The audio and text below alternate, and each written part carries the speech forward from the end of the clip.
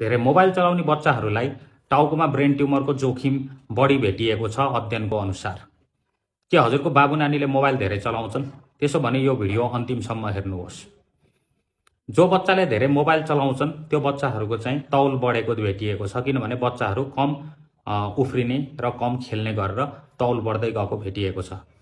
आँखा डेफिनेटली बिग्रिन्छ, आँखाको पावर बिग्रिँदै जान्छ र आँखा पनि सुक्खा हुँदै जान्छ।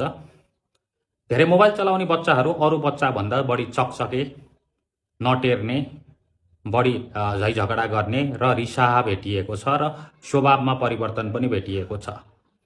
पढाइमा खस्कदै जाने, जाँचमा नराम्रो गर्ने र आफूभन्दा ठुलोसँग एकदम जिद्दीपन बढ्दै जाने।